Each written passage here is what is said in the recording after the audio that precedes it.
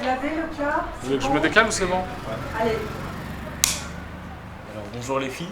Non, attends une seconde. Action. Bon, bonjour. Aujourd'hui on va débattre sur comment commencent les rixes. Linda, vous avez des choses à dire? Je trouve que le début des rixes, par exemple entre quartiers, entre quartiers, est un peu, c'est idiot, ça part de rien. Pour toi, la gravité en mode... Pour moi, quand tu voles un elle est chien, trop c'est pas faible, en grave. mode, Mais elle non, est trop faible. si tu voles un chien, c'est pas grave. Si quelqu'un t'a volé une go, c'est pas grave. Tu vas pas tuer quelqu'un parce qu'il t'a volé ta go, c'est bon, c'est fini. Si un racket, ça peut justifier un peu. Parce que si c'était une bande, t'étais tout seul et tout ça, imagine tu ramènes ta bande, ils feront moins les malins. C'est-à-dire, on va continuer une guerre entre deux quartiers avec les autres générations. Non, parce qu'il y a eu un un vol en 1900 quelque chose. Je m'appelle Naha, j'ai 17 ans, je suis en seconde. Et les projets RIX, je trouve ça intéressant parce que d'un côté, c'est pour montrer aux jeunes que ça sert à rien de se battre. Bonjour, je m'appelle Injay Gaspard, j'ai 14 ans, je suis en 3e au collège Honoré de Balzac. J'ai décidé de faire ce projet car j'ai vu beaucoup trop de risques, de rixes et beaucoup trop de violence et beaucoup trop de blessés. Moi j'ai 48 ans bientôt et à notre époque il n'y avait pas de ça. À notre époque c'était plus des tête-à-tête, et j'avais un problème avec quelqu'un, je le réglais en tête-à-tête avec la personne. Aujourd'hui les jeunes ils tombent à 10 ou 15 ou 20 sur une personne et ça c'est pas bon du tout. Du coup, ta réaction toi face au RIX, c'est vraiment d'essayer de protéger les jeunes, du coup comme tu m'as dit, c'est ça? Ouais, essayer de séparer parce qu'en fait dans une RIX il y en a toujours deux en général qui entraînent les autres. Le but c'est de parler à ces deux-là justement, les leaders, voilà. Donc le but c'est de parler à ces gens-là et puis leur expliquer que bon là il y a d'autres moyens de s'expliquer et on peut avant tout parler quoi. Et est-ce que t'as déjà été touché par une RIX? Non, pas du tout. T'as jamais participé ou alors eu un proche qui... Si j'ai déjà eu des proches à moi qui ont déjà été plantés. Ouais, j'ai déjà été témoin d'un RIX, plein de fois, parce que sachant qu'on est tous issus d'un quartier populaire. Donc j'ai déjà été témoin. Oui, bien sûr. Par rapport à mon premier fils, quand on était dans le 18e, et quand il était parti faire le foot, en venant, il y a les enfants du 19e qui sont partis les taper avec des blessures graves. Il y a eu un bagarre là, entre les quartiers. Ils sont venus de là-bas avec les machettes, avec les bâtons, avec notre quartier là. Et comment tu ressens ça? Comment tu le prends? Bien, mal? Je le prends mal parce que c'est mon pote et je me dis, il s'est pris un coup de couteau pour rien, tu vois. Et en vrai... C'était bien ce qu'il faisait. Ouais, c'était un bon geste, il voulait juste séparer en fait. Et en fait, le fait qu'il s'est fait planter pour ça, c'est quelque chose de... C'est mal en vrai. Ça te donne la haine et ça te donne envie de te venger. Mais pourtant ça sert à rien pourtant, mais c'est comme ça. Ça m'a pas plu parce que il y a des inconvénients, peut-être il peut y avoir des morts dedans. C'est pas bien pour se bagarrer dehors avec ces genres de choses, moi j'aime pas. Ça m'a choqué. Là, comme si je la vois comme ça, là, et qu'il y a des petits de mon quartier, ils se battent ou quoi, je vais essayer de séparer. Mais tu peux pas savoir l'équipe devant, s'ils ont un couteau ou une extincte ou quoi. Mais sur le moment, t'as trop l'adresse, elle t'emmène à faire des choses que toi-même tu le fais pas en temps normal. T'as capté? Toi-même tu le fais pas en temps normal. C'est surtout des combats de coq, c'est l'ego qui fait ça. L'ego c'est quoi? C'est de prouver à l'autre, ouais je suis supérieur à toi, t'as pas à me faire ci, sinon je te casse ta bouche. C'est un article qui a été fait par Le Parisien, donc ça interviewe une maman qui a eu le décès de son fils avant ses 18 ans. La maman dit « Il faut que cette violence gratuite cesse chez les jeunes. Comme dirait mon avocate, ce n'est pas un jeu vidéo. On ne peut pas reprendre la partie après la mort. Il faut qu'Henri soit la dernière victime. Il y a eu de la colère dans le quartier après sa mort, c'est normal, mais il ne faut pas banaliser la violence. » Qu'est-ce que vous en pensez, vous qui connaissez justement des gens dans les quartiers qui sont dans ces affrontements? Il y en a, ils se disent qu'ils ne peuvent pas mourir aussi. Ils se disent qu'ils vont pas mourir. C'est pas ça, genre les gens ils agissent mais sans penser aux conséquences, aux dégâts, etc. Et c'est quand ça se passe, mais c'est là ils pensent et ils regrettent des trucs comme ça. Et vous, si vous vous retrouvez dans cette situation, qu'est-ce que vous feriez? Qu'est-ce qui ferait que vous iriez pas? Mes parents. Mon frère. C'est une réponse. Moi c'est ma peau déjà. J'ai pas envie de mourir. Il avait été hospitalisé après un nouvel affrontement entre bandes rivales en Seine-Saint-Denis. Direction tout de suite la banlieue est de Paris. Bonsoir Frédéric Croizat. Frédéric, les faits se sont déroulés hier entre deux jeunes, des jeunes de la commune des Lilas et celle de Bagnolet. Oui, c'est exactement cela, Laurent, vers 19h en plein centre-ville. Bonjour Laïd, nous vous écrivons pour vous demander si vous accepteriez de répondre à quelques questions dans le cadre de notre projet RIX. Veuillez nous communiquer la date pour laquelle vous seriez disponible entre mardi 18 février et mercredi 19 février durant le début d'après-midi. Cordialement, Séphia. Pour ce qui concerne aujourd'hui, on va dispatcher le groupe de ceux qui vont faire les interviews, de ceux qui vont filmer. D'accord? Sachant que ça doit tourner. Dans les caméramans alors, et dans les perchistes, nous avons qui? Moi je veux bien faire caméraman. Non, moi je Non, moi j'ai jamais fait ça. J'ai bien envie de faire ça. Moi faire perchiste. Attendez, nous avons deux caméras, vous êtes 5 à vous proposer. Moi faire perchiste. Moi j'ai jamais. Alors on va arrêter la caméra. Enlève ta main. J'ai jamais filmé. Vas-y, viens. Pour le son. Ça, cette fois, elle aura juste dans la tête. Ouais, faire la perchiste. Moi je vais filmer. La perche. Ouais, faire la perchiste comme ça, c'est sûr. La perche, donc nous avons une seule personne pour la perche. Moussa Sissoko. D'accord. Par contre, si Moussa Sissoko. Oui. Linda, Arrêtez les amoureux là. Ouais, Linda, elle est gros noire. Oh, t'es filmé. Et si Moussa Sissoko il fait la perche, qui c'est qui fait les questions? Bah c'est moi l'interview. Mais tu peux pas faire en même temps la perche et les questions. Bah j'ai une fois l'interview et une fois la perche. C'est un couillon. Oh. Voilà. T'as vu le croc où?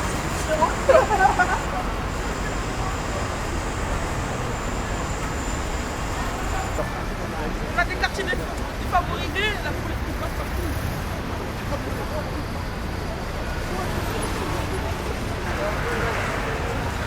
Hey Jésus!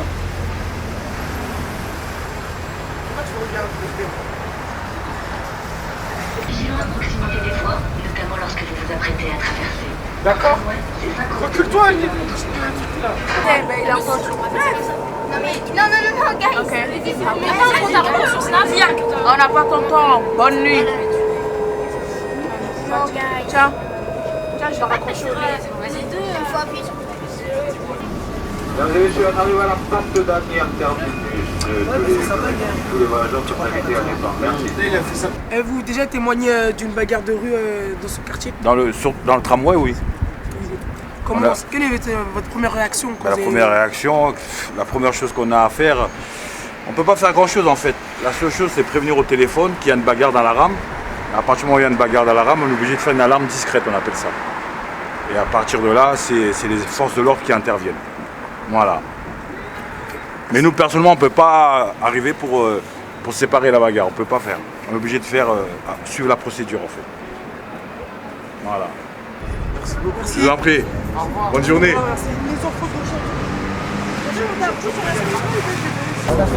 pas le ballon? Oh, c'est le ballon aussi. Non, en plus, voilà, c'est la ballon. Allez, la birette, il est vraiment grand.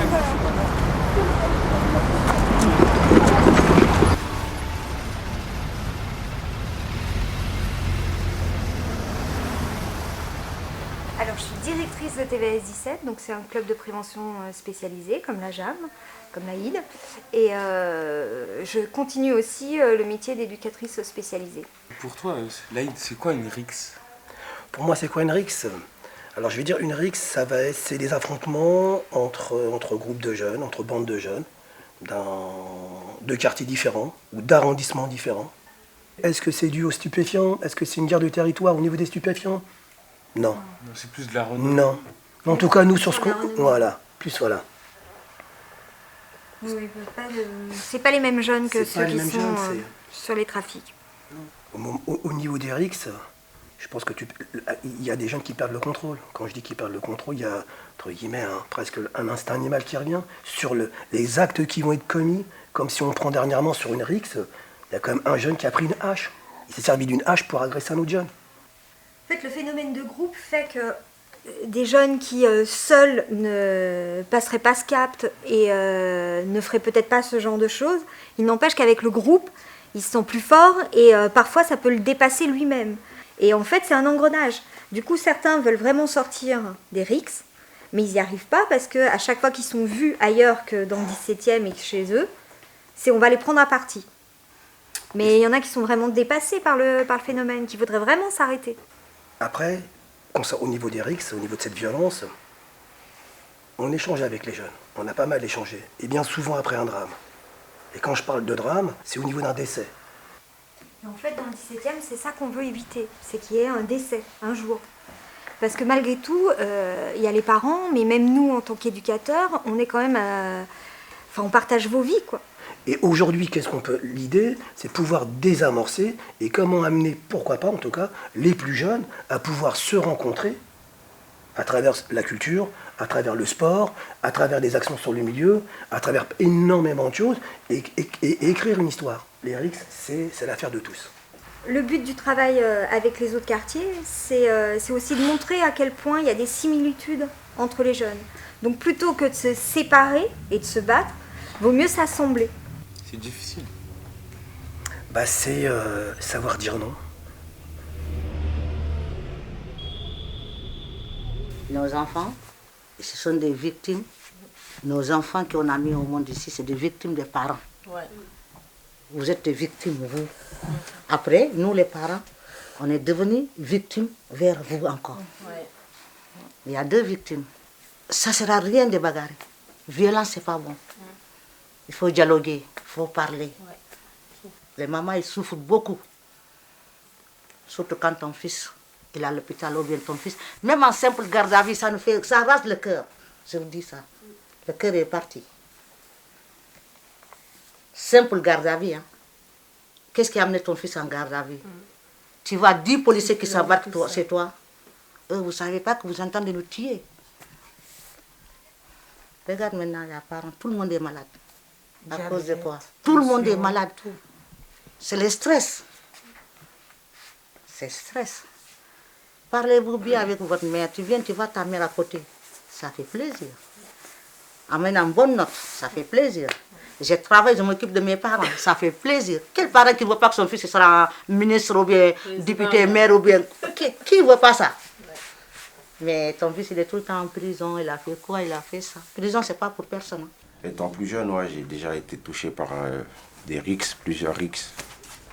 Et comment tu l'as ressenti?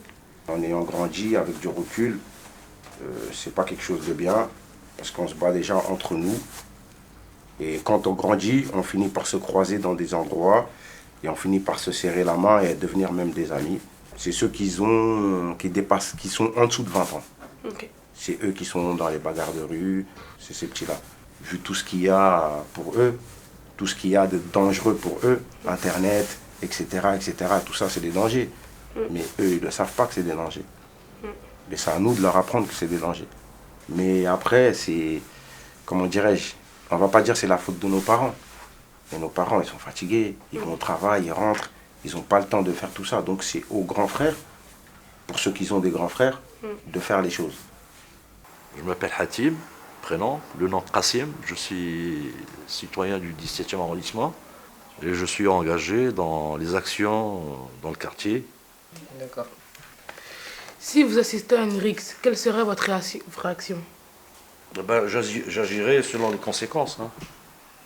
J'agirai, il n'y a pas de problème. Je n'aurai pas peur d'aller au milieu du rixe et d'essayer de calmer le jeu, parce que c'est ce que j'ai toujours fait. D'ailleurs, mon fils était victime d'une tentative de meurtre. Il allait mourir, il a reçu 8 coups de couteau chez lui, devant là où il habite, en bas de la maison, mais avec quelqu'un qu'il ne connaît même pas. Voilà. Et les deux sont responsables, même si mon fils est victime. La responsabilité ne vient pas que d'un côté, les deux. Parce qu'on joue le jeu et on continue dans le jeu qui devient très dangereux par la suite. Ici, vous avez un conseil aux jeunes à donner. Si j'ai un conseil à donner à ces enfants, ne tombez pas dans le piège. Parce que ça ne sert à rien si vous insultent. Ça ne va pas vous couler à la peau. Les parents, ils doivent être plus présents. Les premiers responsables, c'est les parents. Ce n'est pas l'école, c'est pas la rue, c'est les parents. J'envoie un message surtout aux papas, parce que les femmes, elles sont déjà engagées. Moi, c'est le message que je lance aux hommes.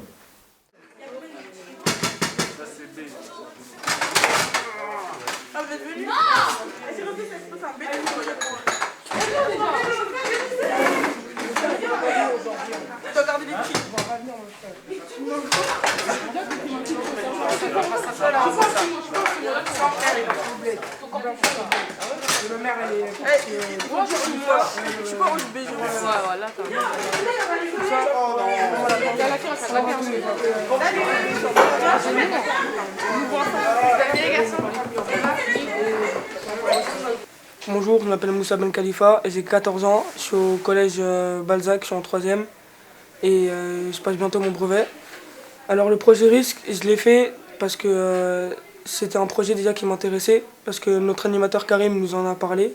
Ça m'a appris plein de choses, que les bagarres ça sert à rien, ça résout presque rien. C'est mieux de parler au lieu de se battre, ça sert à rien de se battre. Il peut y avoir des morts, des blessés, des familles en dépression, plein de choses. Bonjour. Bonjour. Comment vous vous appelez? Moi, c'est Adriana Forget. Et Anne Sarah. Et on travaille toutes les deux à la ville de Paris, mais dans des directions qui sont différentes. Il y a toujours eu des phénomènes de bagarres entre quartiers, mais c'est vrai que ça a pris des proportions importantes ces dernières années.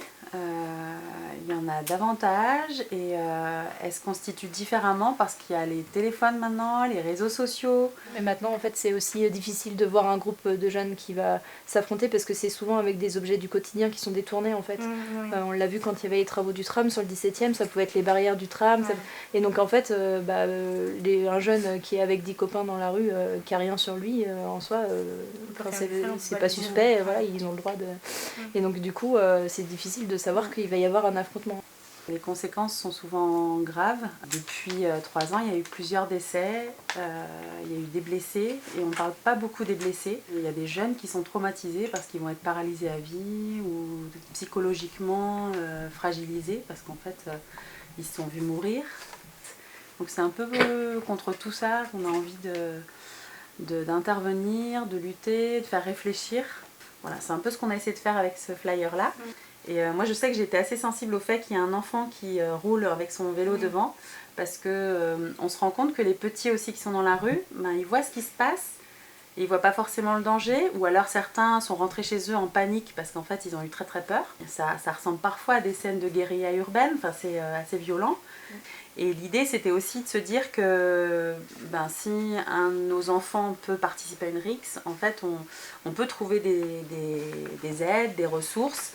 Et donc dans le quartier, en fait, il y a un certain nombre de partenaires ou de numéros de téléphone qui peuvent aider à en parler, essayer de trouver des solutions, réfléchir avec les jeunes, mais réfléchir aussi entre parents. Du coup, aujourd'hui, est-ce que vous voyez une baisse des rixes ou alors des morts? À la fin de l'année dernière, on trouvait que ça avait plutôt mieux marché parce que justement, on a eu quand même pas mal de rixes qui ont été déjoués. Mais c'est vrai que là, la semaine dernière, il y a eu encore un décès un jeune du 20e dans le 10e, et donc un jeune qui est décédé de 14 ans, donc c'est horrible. Après, sur l'évolution, c'est un peu... ça fait depuis... On pourrait se dire, du coup, il y a plus de rixes, mais en fait, c'est surtout, je pense que les partenaires, ils ont compris qu'il fallait alerter rapidement. Qu'est-ce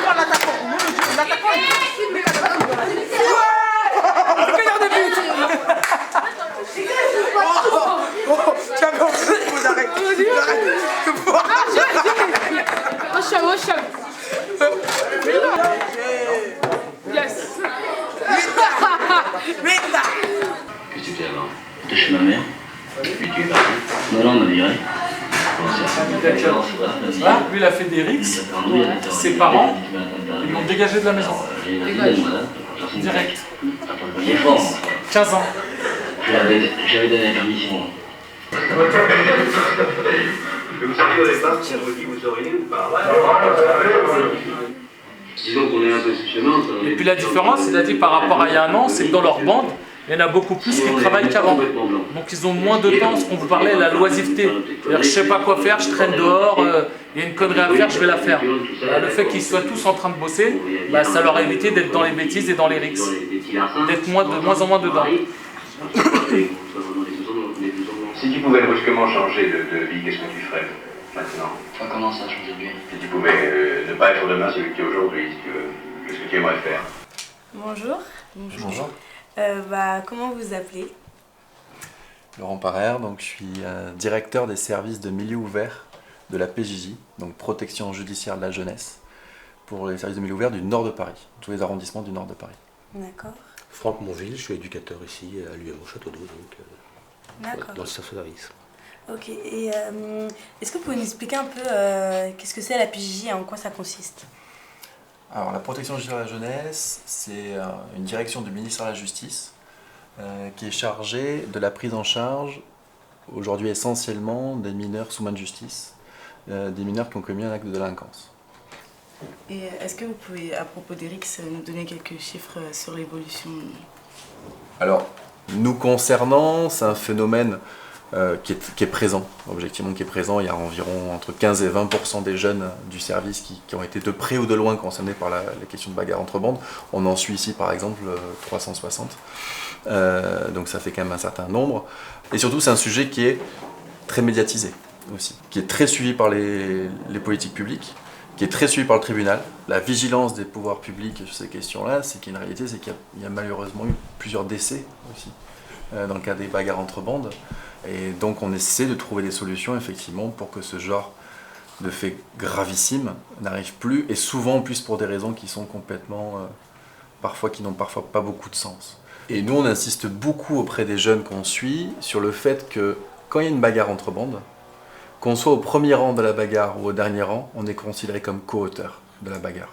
Et que si au premier rang de la bagarre, il y a un coup de couteau qui est donné à l'adversaire, et que le coup de couteau potentiellement fatal ou même très grave, parce que ça peut être très grave des coups de couteau, on est considéré, qu'on soit au tout dernier rang du groupe qui a donné le coup de couteau, on est considéré comme co-auteur. Donc en fait, leur vie à 15 ans, ils ont brisé une vie, et la leur est sensiblement brisée aussi.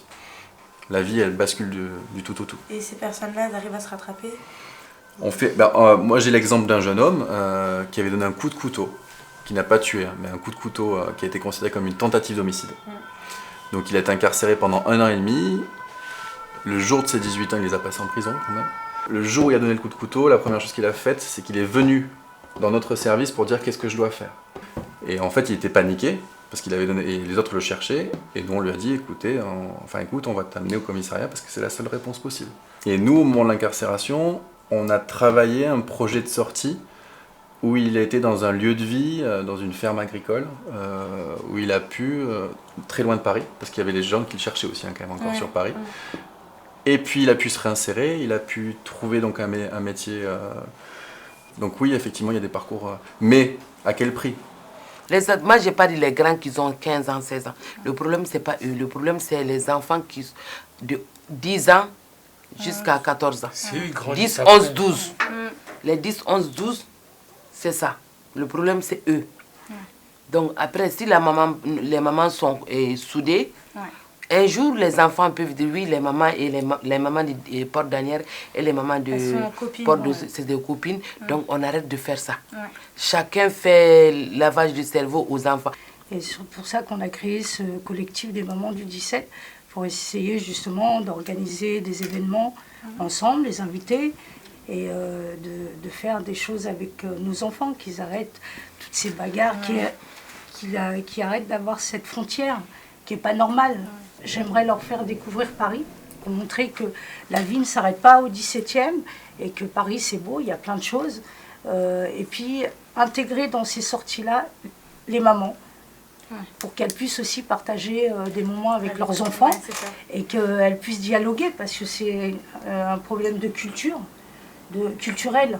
Voilà, moi je suis issue d'immigration aussi, donc j'avais ce tabou avec mes parents, il n'y avait pas d'échange, il n'y avait pas... Donc c'est pour ça que je suis comme ça aujourd'hui, j'ai ce dialogue avec mes enfants, parce que je sais que c'est très important, donc qu'on arrête de les stigmatiser, quoi. Faut qu'on leur donne confiance en eux. Bonjour, je m'appelle Jay Sissoko, j'ai 13 ans, j'ai participé à ce projet-là parce que j'ai vu trop de bagarres de rue et j'ai vu trop de blessés, j'ai entendu plein de parents pleurer. C'est pour ça que j'ai décidé de faire ce projet-là. Merci. Je m'appelle Ouattara Moussa, j'ai 13 ans. Et je vais vous dire pourquoi j'ai fait ce projet.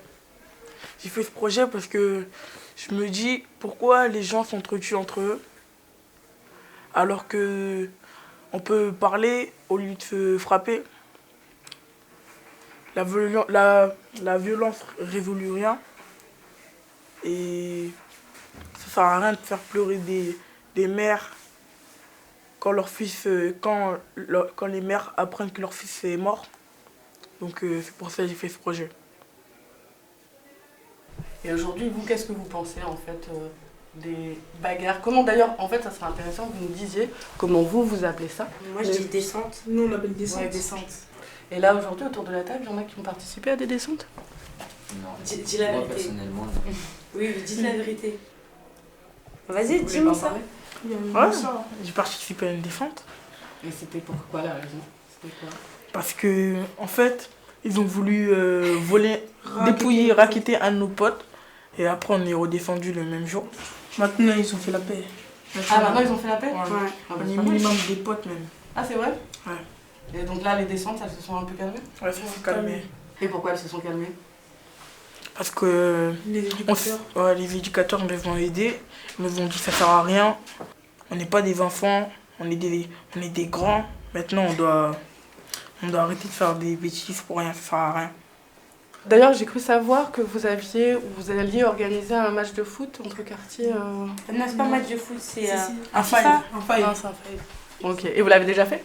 Non, nous, on est juste partis dans leur quartier pour faire un match. Après, eux aussi vont dans notre quartier faire un match. Mais donc là, ça y est, vous êtes copains. Ouais, on peut dire ça. J'ai cru comprendre aussi que parfois, dans certaines descentes, il y avait des gens qui filmaient les descentes. Ouais. C'est pour après, justement, c'est comme un trophée. Ouais, comment toi tu l'as tué lui. Tu lui dis, montrer à tout le monde en fait. Mais vous êtes conscient, ou vos copains ils sont conscients quand même que c'est le trophée, on s'est filmé pendant la descente, mais que s'il se passe quelque chose, et puis même s'il se passe pas quelque chose, mais c'est quand même des preuves potentielles pour les policiers et que ça peut être quand même très très... En fait, pour grave, des gens, c'est une fierté. Il y a une fierté d'aller au battre, il y a une fierté. Donc vos parents, ils en pensent pas de tout ça? Ils sont pas trop au courant. Ouais. Ils sont pas trop au courant. Ouais. Vous avez envie de dire des choses à vos parents, communiquer plus sur ce genre de choses? Ouais, des fois. C'est compliqué. Regarder ça. Des fois, je suis obligé. Genre, enfin, pas obligé, mais des fois, j'ai le besoin d'en parler à quelqu'un. T'as besoin d'en parler à quelqu'un? T'aimerais pouvoir en parler avec tes parents? C'est ce que je fais. C'est ce que tu fais? T'arrives à en parler avec tes parents? Ouais. Et qu'est-ce qu'ils en pensent, eux, alors? Bah, ils se disent c'est comment les gens ils emmagasinent. À force d'avoir des trucs qui sont pas bons, ils délivrent la reine. C'est quoi qui a accumulé? Je sais pas, il y a beaucoup de choses. Il y a le racisme, il y a... Des fois on prend cher. Hein. Ah ouais? Et tu pourrais dire quoi par exemple? C'est pas... un jour j'étais comme ça. C'était le soir et tout. Genre moi je suis allé faire les courses. Je rentre dans un magasin et je ressors. Mais j'avais pas trouvé ce que je voulais. C'est pas... Il faut quoi? Ils me rattrapent dans la rue et ils me disent ouais, vous avez volé quelque chose. Ils commencent à me fouiller un truc comme ça. Moi je sais pas, ça m'a touché. Bonjour, je m'appelle Semiyou, je suis en seconde à Balzac, j'habite dans le quartier, je fais du football. Je suis dans le projet RIX parce que j'ai envie de découvrir une partie du monde cinématographique et voir comment la pratique, comment on fait, etc. Bonjour, je m'appelle Djenaba, j'ai 15 ans et j'ai participé au projet parce que c'est intéressant, c'est bien. J'ai appris des nouveaux mots comme les RIX. De base, je savais pas ce que c'était.